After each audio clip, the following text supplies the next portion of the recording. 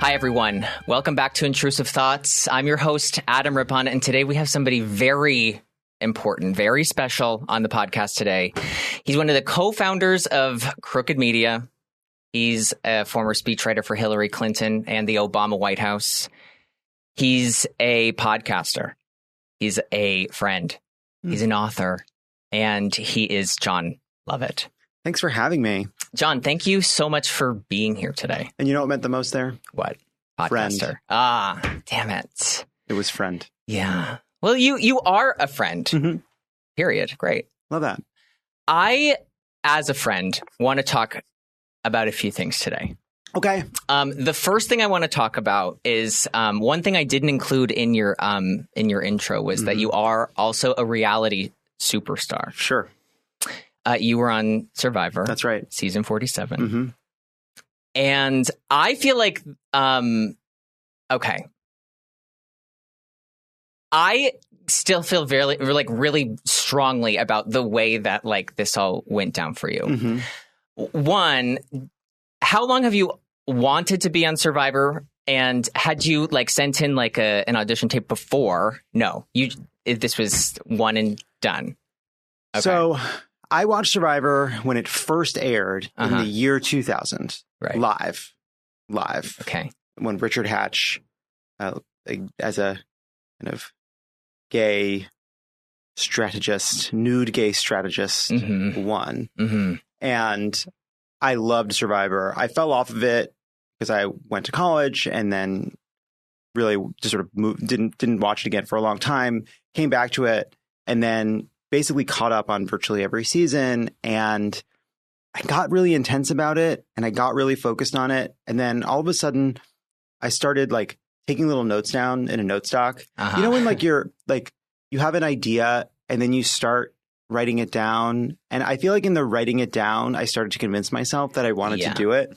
And you're ruminating on the how would I do this? Yes. Differently or better, right? And what would I say about why I wanted to go on it, right? And I started to make the argument and I started to convince myself. And so then I filmed a video and I sent it in. I should also say that looking back, I was in such a big period of change in my life. And look, there are all kinds of ways you can direct what is, I'll be honest, a midlife crisis. You know, and it's funny because even saying that. Do you feel like you were in a midlife crisis? 100%. And I know that it was because even the term upsets me because it makes me feel old. Okay. And so I know that that's what it is because even to admit that that's what it could be feels shameful because I was facing the fact that I was 40. And you know, look, it didn't line up. The timing isn't exactly right, but all these things had been piling on. I had been in a long-term relationship from the time I was 29. I was now 40 and single. By the time I ended up applying, I was in a relationship, but my life had changed a lot. I was readjusting what I imagined my future to be.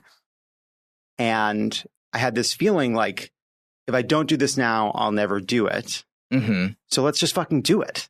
And so I filmed this video. I sent it in. And the next thing I know, I'm on a Zoom with Jeff Probst talking about whether or not it's a good idea for me to be on Survivor. And I told Jeff Probst in our conversation, I will go home first or I will go all the way. And then coconuts. The coconuts. Okay. Because not to, spoiler alert, everyone, you do go home first. But I find this it was incredibly upsetting because you got caught in the crossfire of, because I feel like your demeanor, everything about the way that you were in the game felt very good gameplay to me. I was fine. I didn't have an opportunity to really gain purchase. There was a little bit of a chaotic thing that happened that caught me off guard and I just couldn't find my way out of it. And because we barely knew each other and it had just begun, I really couldn't see my way to the other side of it as hard as I tried. And they show you a little bit of it, but I went into that first and last tribal council pretty aware of what was happening and struggling to know if I had found a way to the other side of it. But what I came away from it feeling is not like, oh, I screwed this up. I was wrong to do this. It was more like there was one moment where I stopped. It's stressful. It's a kind of stress I can't imagine. I've actually never experienced before.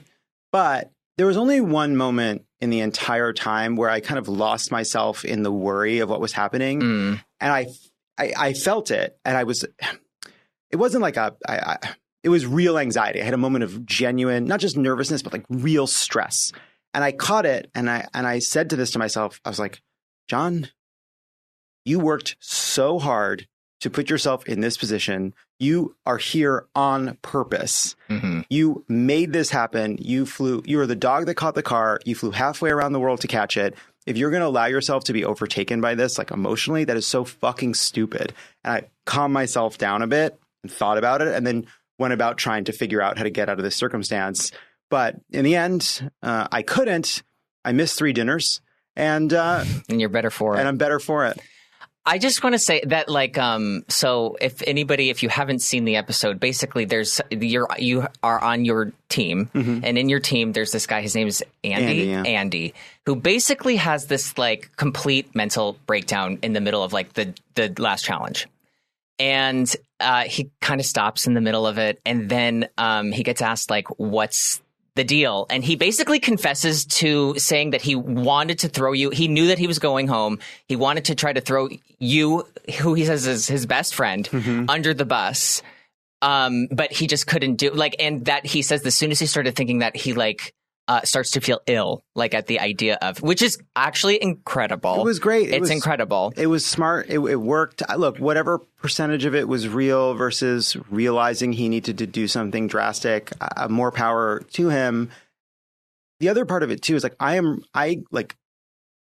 can let things slide.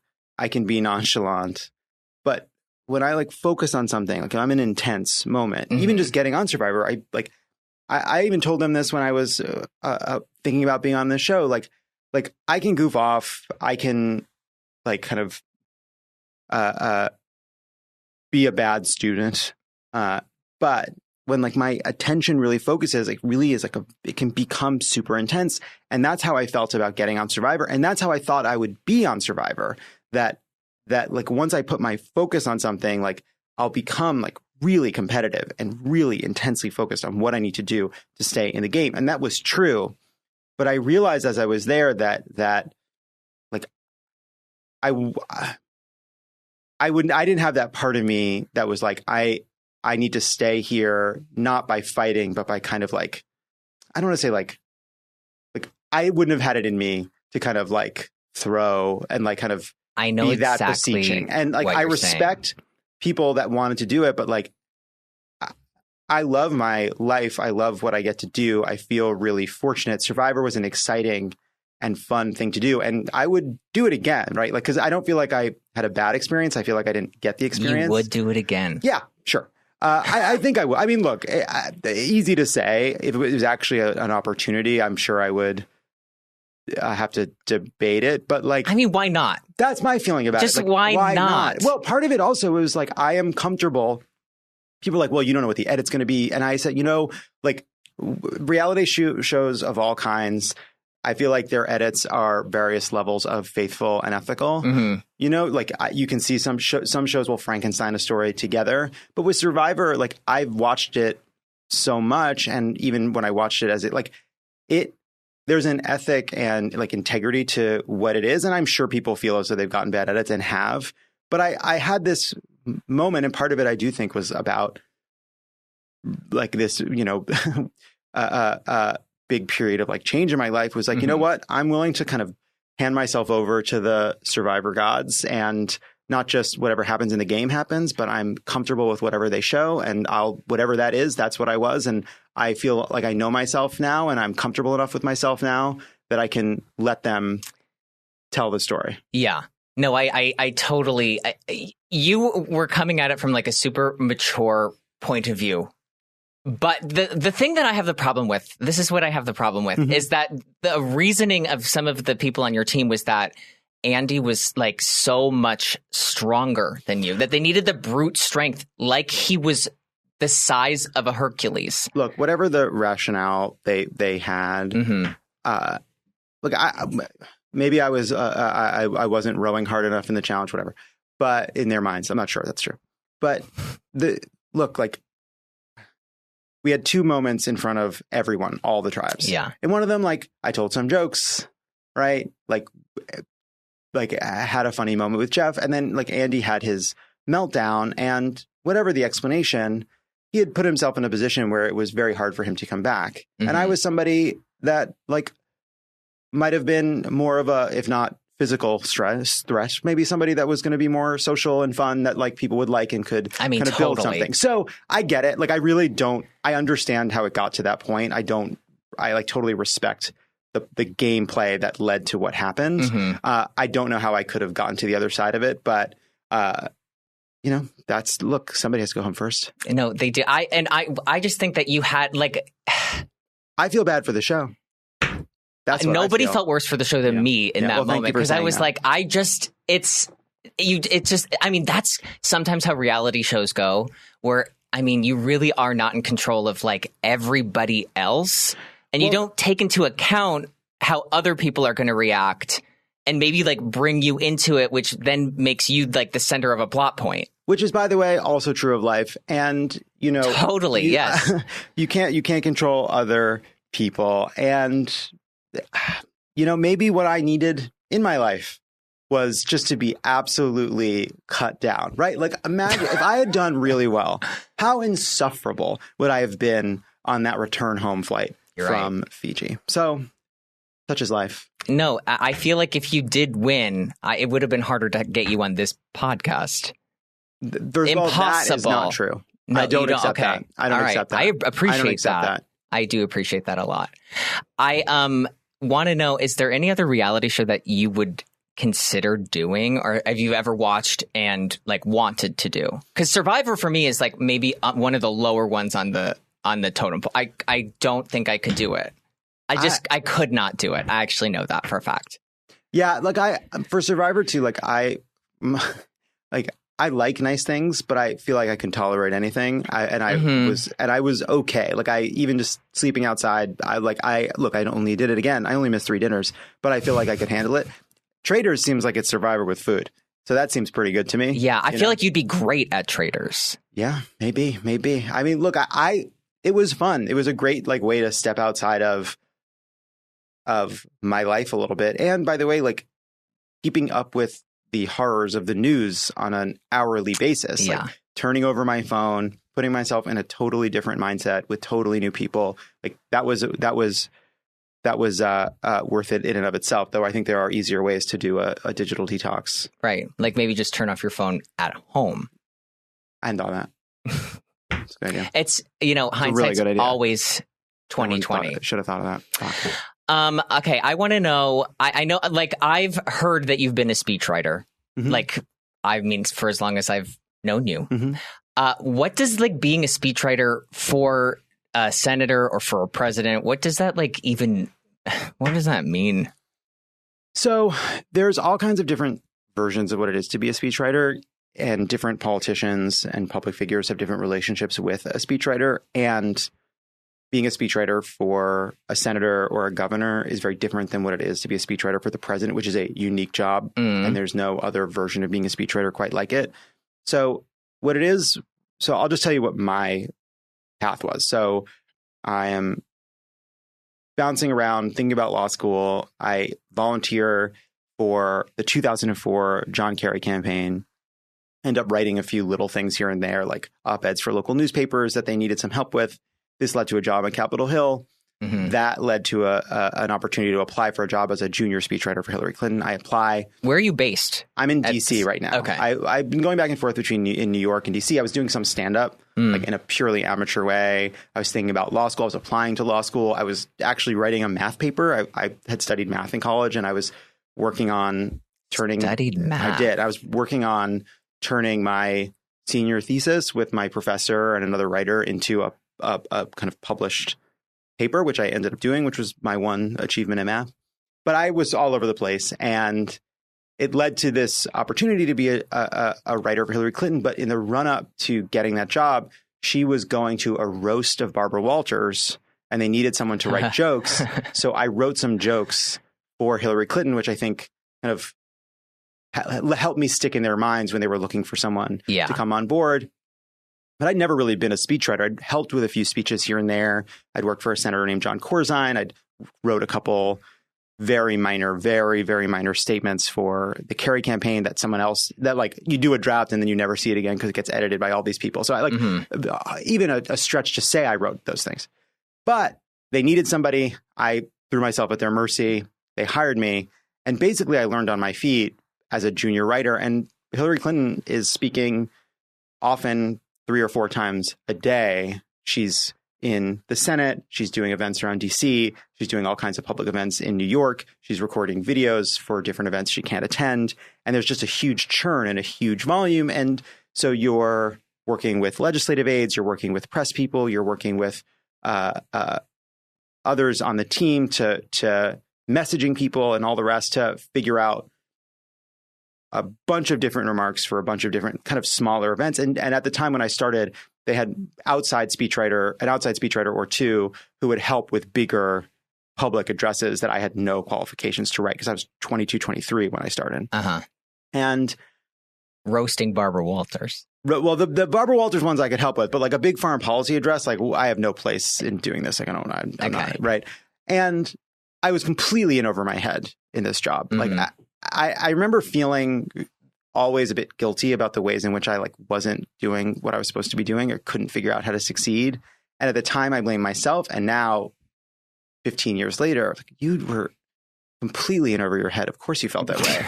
But like I was a mess. Like I'd put on my Jose Banks suit, sweat through it on the metro. Suit, by the way. I'd go right when the coffee shop opened in the Senate basement. I would get a big coffee and a chocolate chip cookie, which is insane, just to like power myself as I tried to figure out how to write these speeches. And I worked all the time and I did my best. And I basically learned as I went. But that was what that job was. It's like, oh, she's speaking to the Long Island Association of Realtors. Oh, like there's a National Security Conference, and she needs 10 minutes of remarks about this topic. Go talk to the foreign policy aide and get him to help you work on this. And you write with a lot of other people because you can't know every policy. You have to kind of work with those people, and it's a mix of different skills. And this is, I think, the skill set that a speechwriter ultimately has. You have to be. How many people are on like those teams?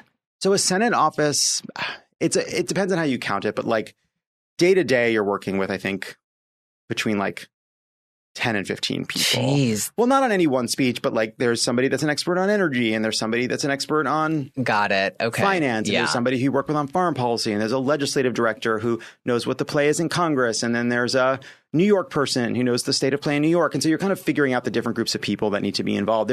She has an outside advisor who's going to work on the campaign that's providing advice if it's a campaign event. So there's just all kinds of different people, and you build a little, every time you do a speech, there's a kind of part of what you're doing is you're not figuring it out. You're partly figuring it out, but you're kind of, who's the circle that needs to look at this before it goes to her? Who's the circle that needs to, who gets to decide what an edit is, whose opinion matters the most, right? Like there's just a lot of politics you navigate. And so in the end, you need to have a pretty good sense of politics. You need to have a pretty good ability to write quickly. You need to be able to work with others, and you need to be able to learn how to understand somebody's voice. You don't need to be the best at any one of those things, but you need to have some skill in each of them and put those together. And that to me is what a speechwriter does. And I worked on Hillary's 2000, and I worked in her Senate office, then her 2006 campaign, then her first presidential campaign. Then after she loses in 2008, I am back in her Senate office, and Jon Favreau, who is now my co-founder of Crooked Media, was going to hire one more speechwriter to work at the White House for President Obama. And I ended up applying for that, writing a draft speech for Obama, made it through that process, ended up working at the White House. And then that is a totally different beast, I imagine. It's truly like what an incredible experience that I'm sure I did not appreciate enough at the time, not just because it was a job unlike any I would ever have, but also it was a moment unlike any other, and increasingly one that feels like it's from a beautiful and imaginary past. Yeah. But you kind of take those skills and then you apply them in this much bigger stage. Like I remember, like I'm not exactly great at long-term planning, but I'm a fast writer. And because I had this math background and because I felt like I had a good set of skills around some sort of writing about technical issues. I think like one thing you learn in doing math is how, first of all, at math, if you don't understand it, you can't do it. You can't kind of get it. You either get it or you don't. I know that firsthand. I don't understand it and I can't do it. And every time I hear someone say that, I don't blame you. I blame the schools. I really do. Okay. But that's how I apply. I feel like I could apply math to writing speeches about hard policy questions. And so we're in the middle of the financial crisis. A lot of times, President Obama, there'd be a jobs report or a financial report or some piece of news, good or bad, and the markets are reacting or they're not reacting. And the president would have to go speak often. And so I felt like I had a good comparative advantage of it's 7 a.m. The president's going to speak at 10 a.m. We're going to get some information at 8:30 a.m., whatever it is. Quickly write something, take it through the editing process so that the president can go speak at 11 or 12 at the podium, whatever it might be. And I felt like I was doing what I was supposed to be doing in those moments because you're working with the president's advisors like David Axelrod, who was very involved and like really like influential. And then you're talking to the people in the National Economic Council or the Treasury Department or the Chief of Staff's office. You're gathering all this, you're putting it together. You're writing it. You're getting feedback. Like I remember there were moments where I was sitting outside the Oval Office. President Obama has just reviewed it. He's given feedback. I'm figuring out how to incorporate that feedback in a way that comports with what the Treasury Secretary thinks and what the National Economic Council thinks. And you're doing it in real time. And then you look up on the screen and there's 4 boxes for MSNBC, CNN, C-SPAN, Fox News, whatever the 4 were. And the podium is there, but you're still figuring out with these people what the speeches are and what the words are going to be. And was like, it's like, you know what? Like, I can handle this. It's not my job to figure out what to say. Mm-hmm. It's not my job to know the answers, but it's my job to help this group of people figure out what the right thing to say is and to say it in the best way possible very quickly. Mm-hmm. And I felt like I could do that. And so those were the interesting kind of high pressure moments. Yeah. Wow. That is high pressure. Actually, there's an Obama quote that I want to talk to you about today. Okay. It's pretty recent. Barack Obama says, in my opinion, you should not eat ketchup after the age of 8. Mm-hmm. I have nothing against kids having ketchup. At a certain point, you've got to outgrow it. Ketchup has its place. When I see a grown person pouring a lot of ketchup on something, Michelle Obama cuts him off and says, everybody loves ketchup. What do you think has to happen to someone that they turn on ketchup, which I always kind of viewed as like a universally liked condiment? So, such an important question. Thank you. And I think it's worth exploring, like, what is the hurt underneath his comments? Absolutely. So, hot dogs. Yeah. Hot dogs. Okay? And that's the episode. Hot dogs. Yeah. Yeah. Thank you, everyone. Thank you. It's been a pleasure. Okay. Hot dogs. Yes. Mm-hmm. When you're a kid, you put ketchup on a hot dog. Yeah. As you get older, at some point you discover mustard. Right. Discover that it's not as gross as it once seemed. That's perhaps. True. Yes. This is the line of succession I went down. Oh, sure. Yeah. And to me, what I hear in that comment is there are people that are not taking that step, that are not doing the hard work of living in a little bit of discomfort, right? Mm-hmm. Like when you first try mustard, when you first try sushi, when you first try an olive, when you first It's crazy you're saying all of these things that I truly hated until within the last 10 years. But you try it and a little something lights up and you don't like it, but you're up to trying it again. And it's hard to explain why. That's true when you have like maybe you're like a drink.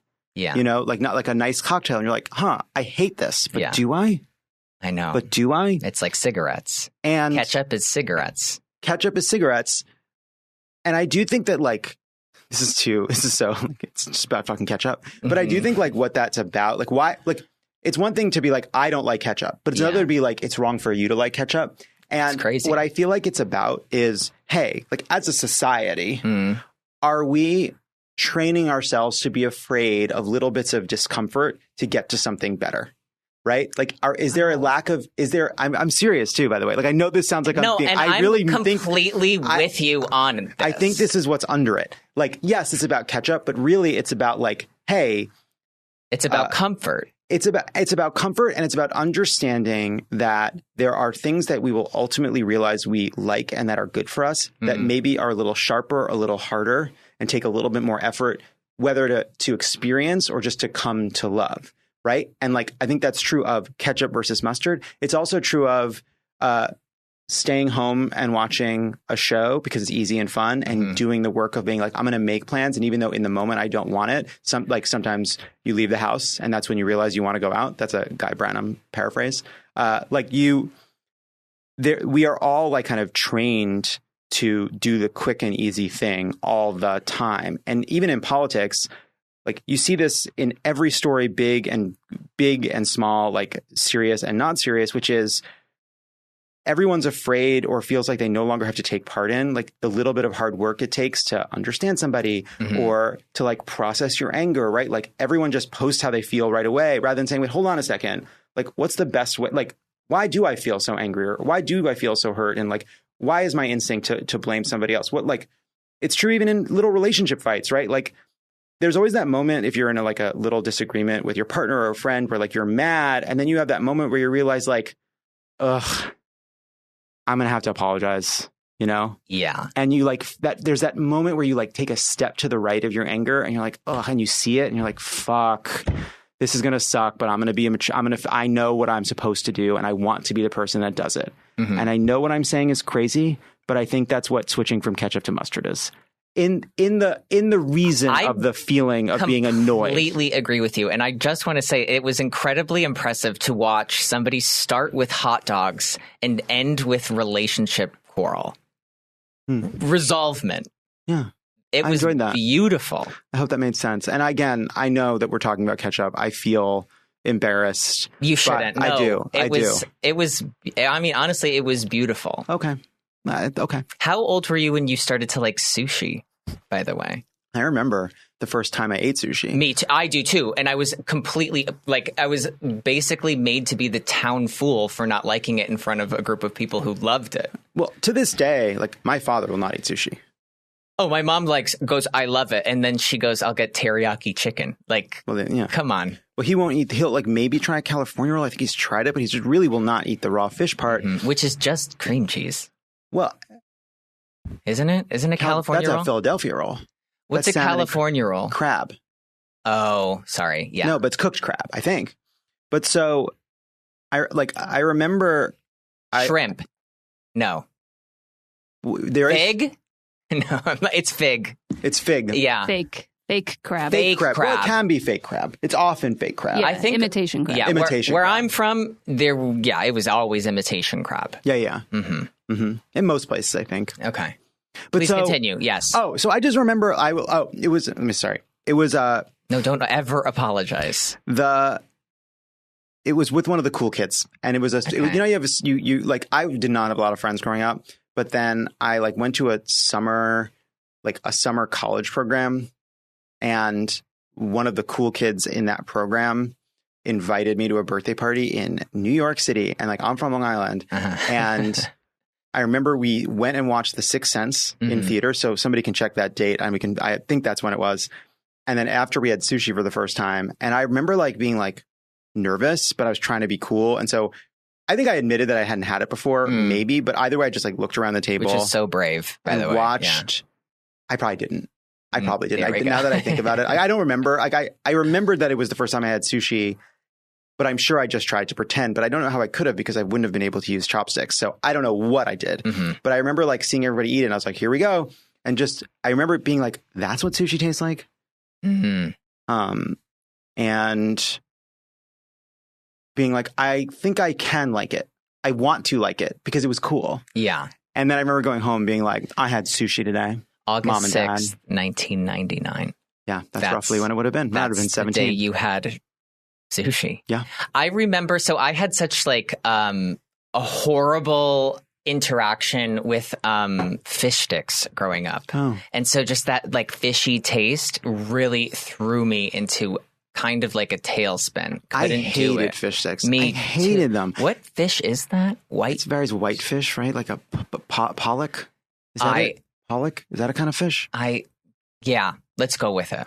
And I remember it was always when I was at like day camp as a kid, it was like, I smell it. Did you do a lot of camps, by the way? It's come up twice. I did go to camp. Okay. And so I remember this is just, I guess, a coincidence, but I remember being like very young and smelling the fish sticks at camp, being like, oh, it's fish stick day. That sucks. Uh-huh. That sucks. That stinks. The Long Island coming out. That's right. Yeah. I remember that first, like when it hit me, it wasn't something that I could do. Not for me. No. Never was. Something that is for you. So I mentioned that you're one of the co-founders of Crooked Media. Mm-hmm. You're also the host of Love It or Leave It, critically acclaimed, personally acclaimed as well. And you've been a guest several times. Yes, I have. I was a guest host when... That's right, when I was out of town. Yes. Not being on Survivor. No. And you are also one of the co-hosts of Hunter Biden's favorite podcast, Pod Save America. That's right. Yeah. Mm-hmm. When you guys started Crooked Media, did you plan for it to be as like big as it's become or as influential as it is now? No, we didn't plan for anything. Yeah. So what was was it just the whole like Trump coming into office? So we had done a podcast. So Jon Favreau and Dan Pfeiffer had known Bill Simmons, and so they started a podcast at The Ringer. At the same time, Tommy Vitor, John and I were talking about doing some kind of political show together. It ends up that Tommy and I join and start doing the podcast with Dan and John at The Ringer as almost a hobby in the run-up to the 2016 election, just as a place to vent and talk about politics. It gained a following. But I was a TV writer at the time. John and Tommy had a business. Dan had his own career. Because you had the show 1600. I had a show 1600 Penn, One Perfect Season on NBC. One perfect episode of Survivor, one perfect season. Listen, you got to keep moving. You just keep moving. You got to just be perfect. You got to get it right the first time. You always do. But so after Trump wins, we all had this feeling like politics was really important to all of us. And so many people were asking us, like, what happens now? What do we do? And we had no idea. We'd never been in a circumstance like this. We were surprised and had lulled ourselves into a faith that it just couldn't happen. Like, of course it can't happen. And the polling was closer to 50-50 than it was to 90-10, but you just believe. You get to believe. And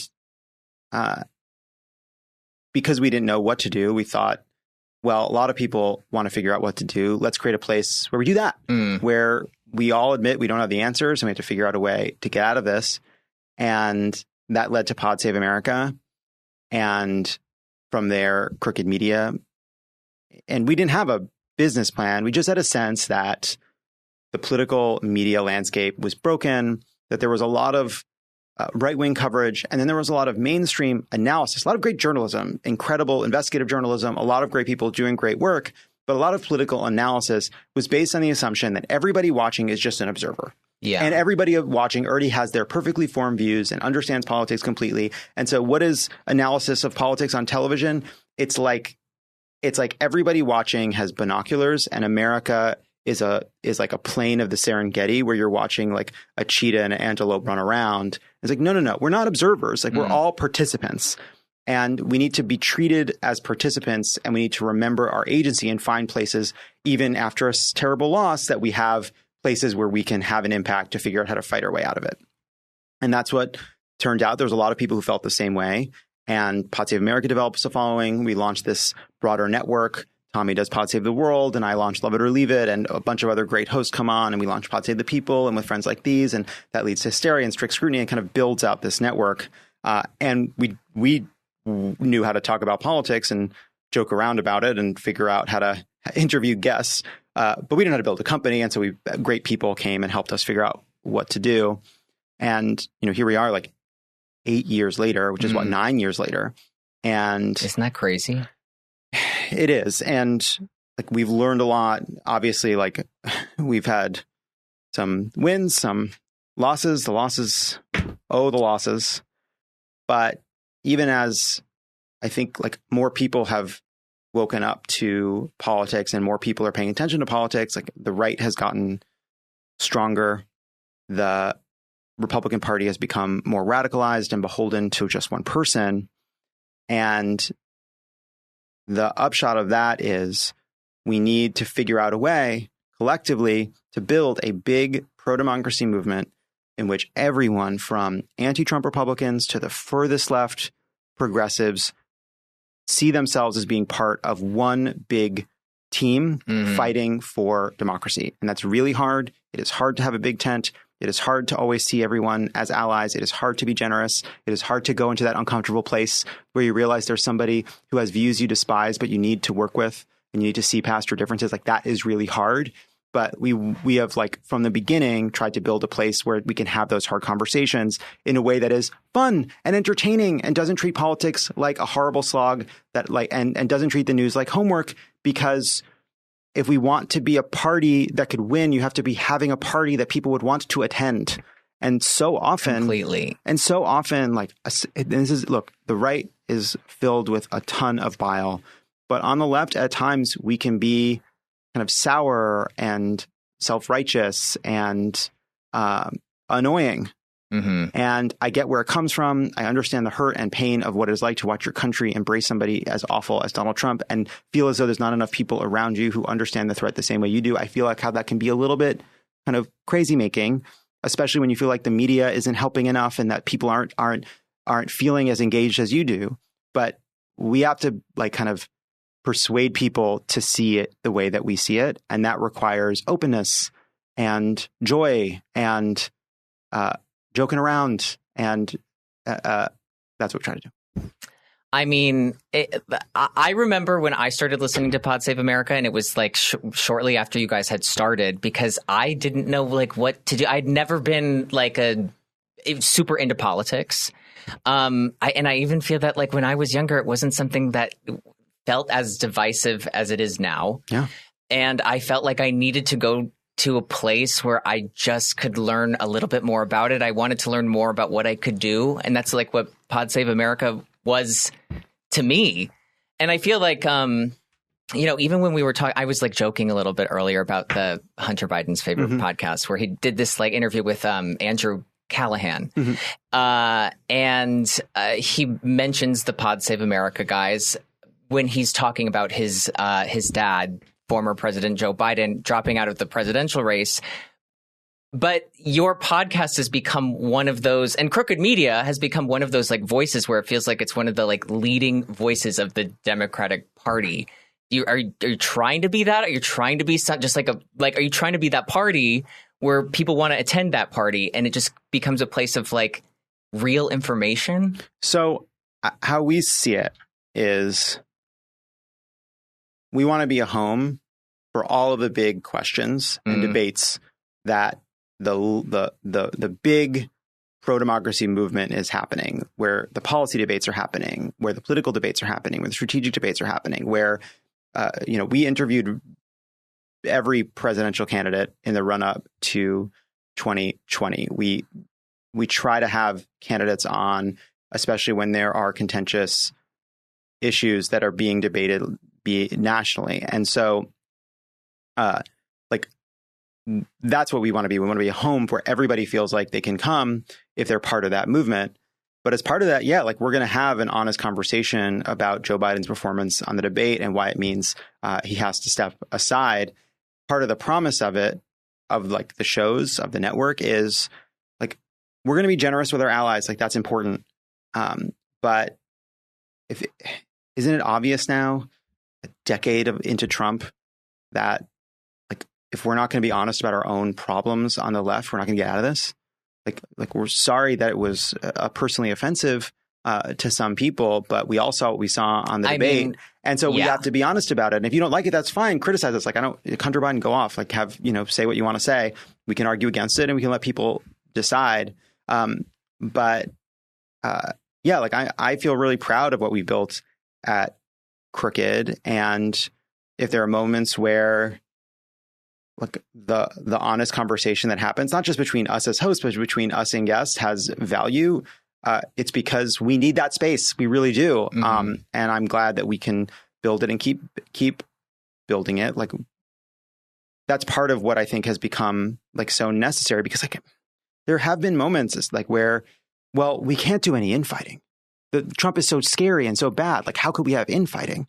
And like, no, like I agree. There are moments where you have to say, all right, it's time for everybody to figure out. Let's just rally around this. Like, we're past the point of trying to nitpick it, right? Right. Like 100 days to get Kamala from being the nominee to the White House when she's starting out so far behind and is saddled with a lot of baggage from the Biden administration. We can do recrimination later. We can do our fears and anxieties and concerns later. Like, if there are places where we see a need, where strategists and smart people want to talk about ways that the campaign can do better, sure. But let's not fuck around. We're in the final days here. Let's fight and win. Yeah. But after an election, let the infighting begin. Like, right. Of course we need it. It's not always the most maybe exciting or enthusiasm creating moments, but you know what? Like, it's cathartic, and we got to talk about it and figure out where we stand and where we're right and where we're wrong, and who's making the best argument, because that's how we figure out how to sharpen what we do for the next fight. Mm-hmm. I do have to say, those 100 days, what was it, 107 days of Kamala Harris running for president were some of the best days I've ever felt politically. I felt, to be fair, I truly felt so like, oh my God, I'm behind this like monumental movement right now. It felt very like Obama getting ready to be president in 2008. I think, like, I look back, like, we were very critical of Joe Biden before the debate. We had talked at length about how important it was for him to address questions about his age, how much he had not been able to successfully do that, how that was his central question, that and the fact that people were angry and holding him responsible for inflation and problems in the economy, and that there was a lot of defensiveness and a lot of trying to claim things were better, which meant you were telling people they were wrong about how they felt, which is never a good idea in politics. But once he steps aside and all that enthusiasm comes up behind Kamala Harris, yeah, it felt like it was like one last heist. We're all getting together, and we've got this mission, and it's short and it's tight, and we know what the goal is, and we have a deadline. Let's all do this together, and it's going to be hard, and we're starting from behind, and it felt that way the whole time. But just the fact that there was that kind of organic enthusiasm that appeared, and all these people that were so talented and so smart and so creative and ready to put that energy behind Kamala, it does also highlight how bad the situation was before. And I feel like I was honest about it, while also understanding that if Joe Biden was the nominee, we had to do what we could to get him over the finish line.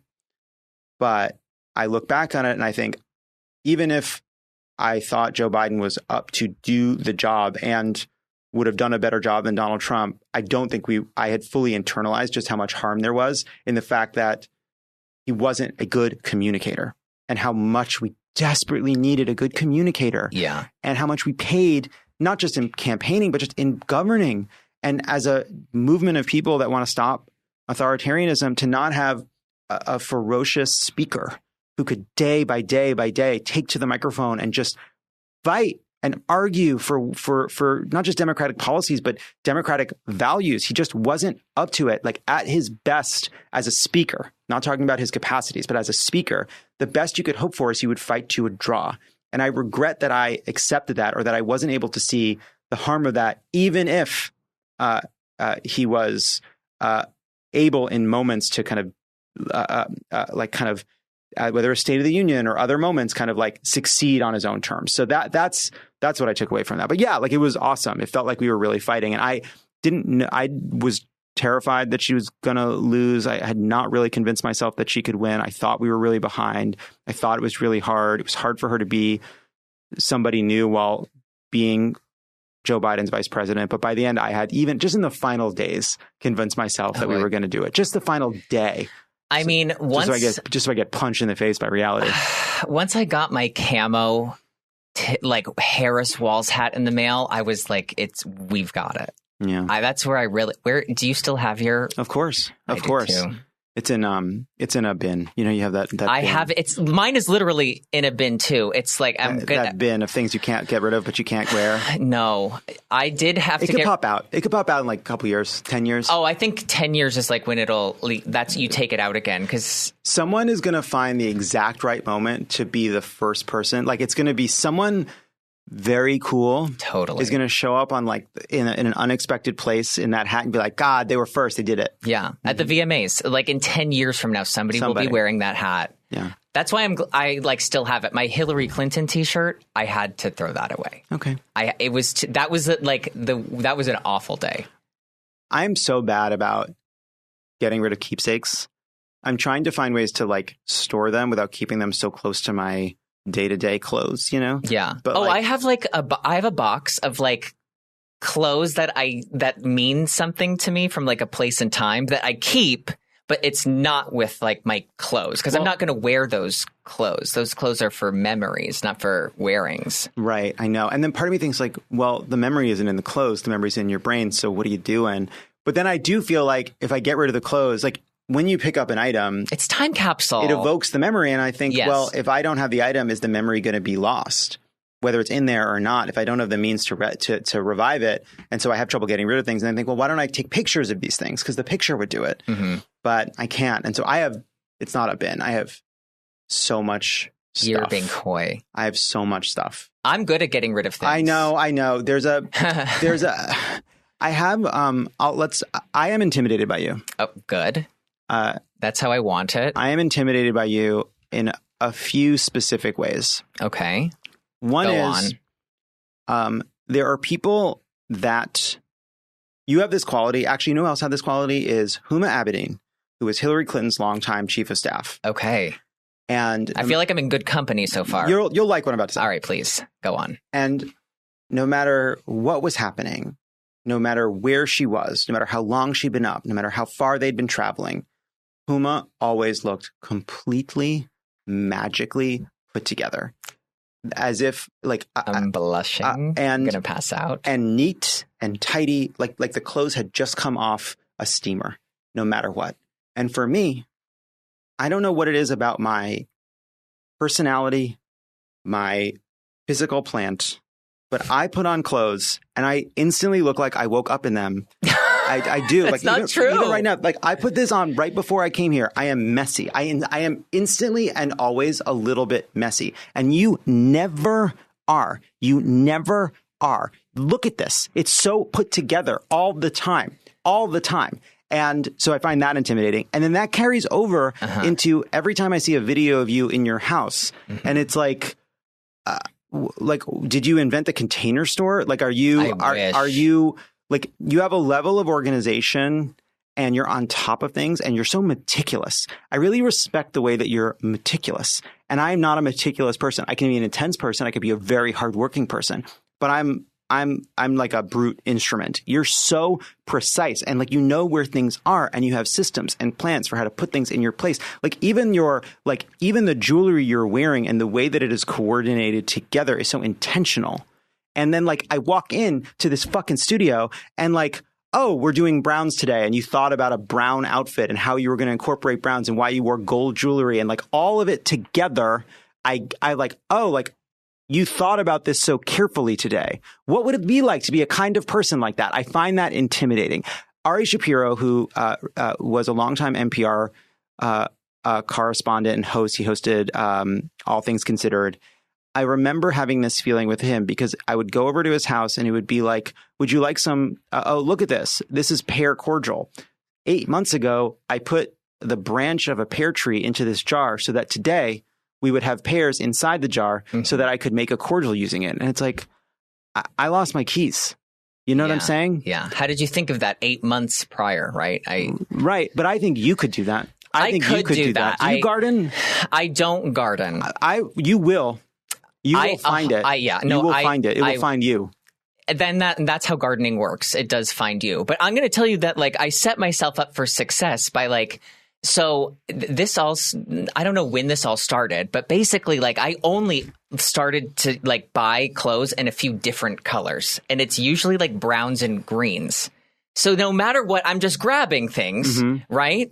But it's like in my palette. So I've set myself up. So if it's something I just like don't feel like putting something together, bam, it's all brown. Yeah, no, I know. And just the way you all that like I understand that for you. You know the formula. Well, I know that what you're describing is here's how I took these steps to create this way in which it feels breezy to me. But what you just described is an Everest for me.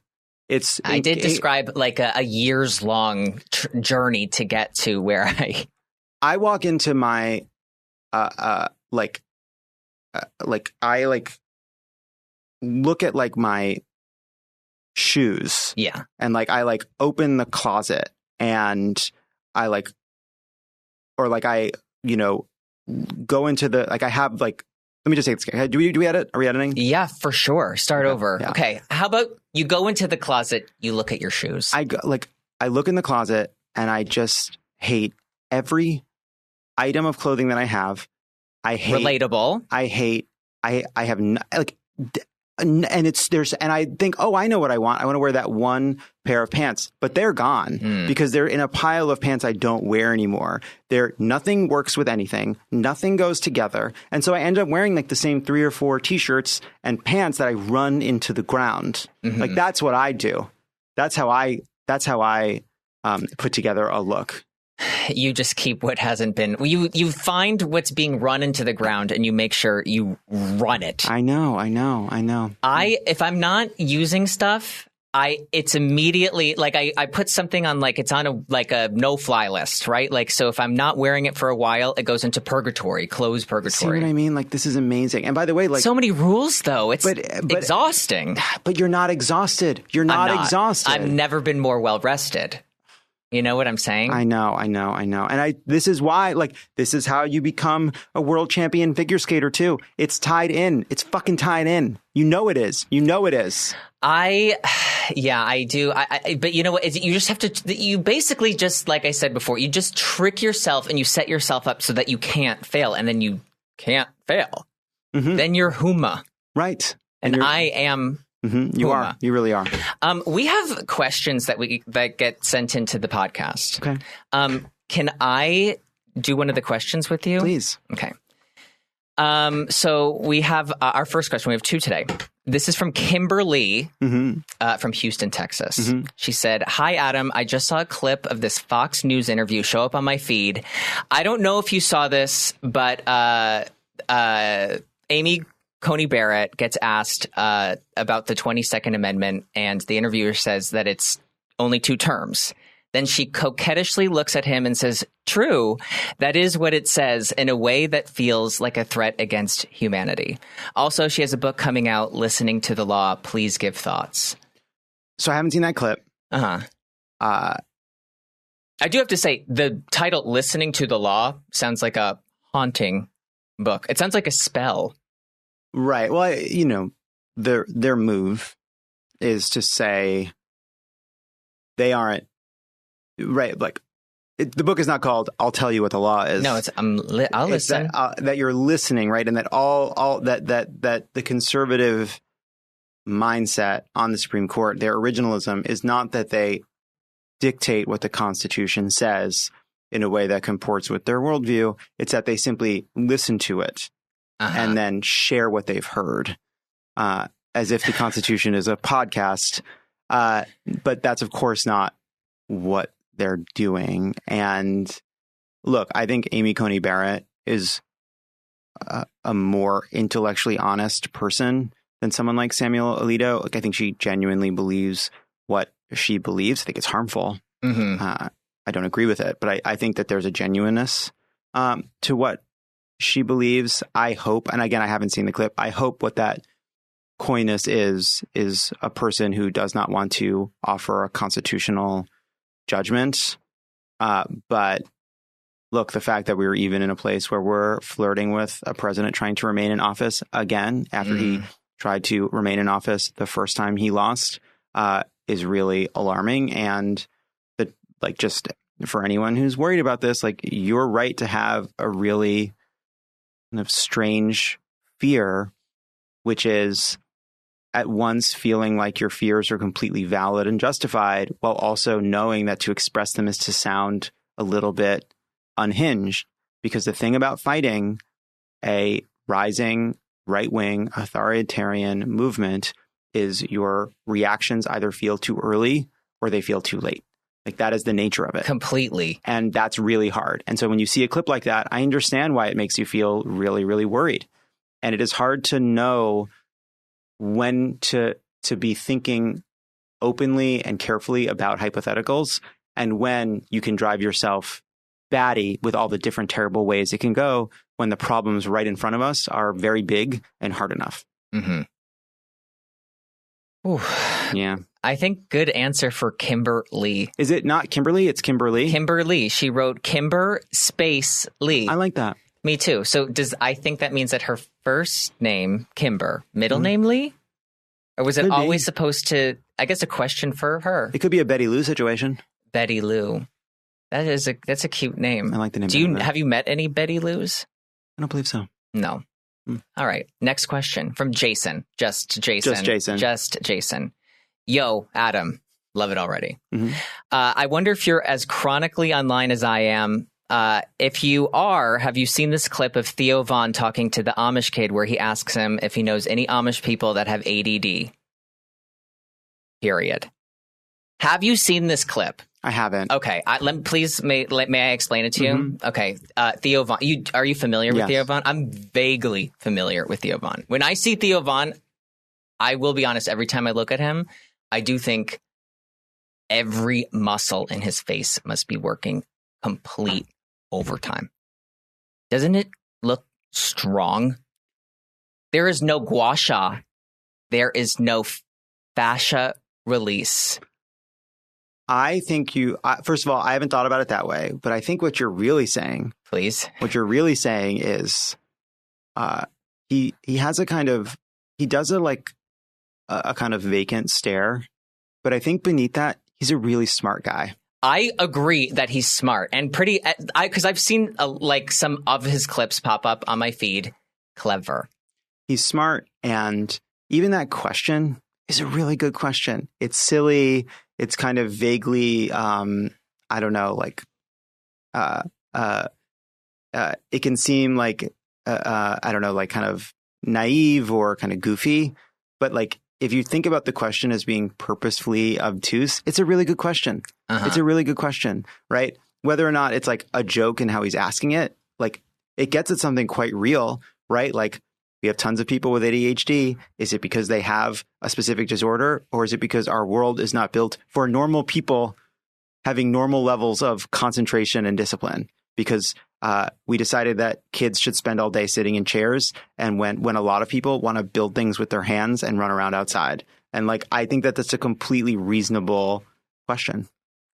How about that? I think that was a beautiful answer, especially how I started with, he has a really strong looking face. Yeah, you think, he's not doing enough gua sha. Are you doing gua sha? I've gua sha'd, but I don't in the present tense gua sha. Here's an interesting question about gua sha. Why do we start and then stop? Do we think it does something? Do we not think it does something? Because if you thought... What do you mean start and stop? Why are you not, if it is something you tried and thought would be good to do, why are you not doing it as part of your routine every day? It just takes time. Right, but not that much time. No. And it's no, it does not take that much time. And do we think it does something? I think it does, and then I stopped doing it. I do think it does something. I mean, what they say it does is that basically, to kind of make a long story short, makes your face look thinner, right? Yeah. But the idea is that it's helping to lymphatic drainage. Yes. Which is a term that now can mean whatever you want it to mean and can cure whatever you have. It's the best medical term that we've kind of now embraced as a nation. Mm-hmm. And there's few things that we've all embraced on both sides of the aisle. That's right. And lymphatic drainage is sort of the common denominator where we're all collectively have gone, yeah, we could be draining that. We got to get that out of there. We have to be moving that around. Do you, and there's a new thing now, people are using like brushes and they're like, oh, this is so much easier than the stone, even though this, like using like a stone is like an ancient tradition. Thoughts? I haven't seen that and I'll try it. Sure. I want to try it too, because sometimes you have to you got to slick up the stone. I'm not. I like to slick it up. No, not with that. It feels gross. No, because then it feels more like effort. Yeah, that's right. That's part of the reason why I don't do it like a lot. Yeah, same. I should do it more. I don't know. No, nobody knows. Nobody knows. I have one question for you. Okay. Completely unrelated. Should I get the new iPhone? What do you think? I have a 13 Max. This is like it's now like on the retro side. I have like the old charger. So I think look, moving past the multiple cables, that's a good goal. I would like to get to the place in my life where I just have the one kind of cable, because USB-C. I got my laptop cable, I got my phone cable, my AirPods are the old one. You know, it's a mess. It's a mess. So wait, your AirPods are the iPhone? Yeah, the original Lightning cable still, because they're my old AirPods that went with my old iPhone. But this phone has the new connector. Oh, you're upgraded on the phone side. I find it all pretty embarrassing, the way they try to convince us that they've done something new with the phone. Like, I feel like I'm going to fall for it. When is the last time any of us noticed a difference between the fucking pictures? They're like, this new 48 megapixel super wide double lens with colors like you wouldn't believe. And then they're like, now there's a new iPhone Air, and boy, is it super thin, except for the camera. So then it's not thin. And so it's like, okay, now I got...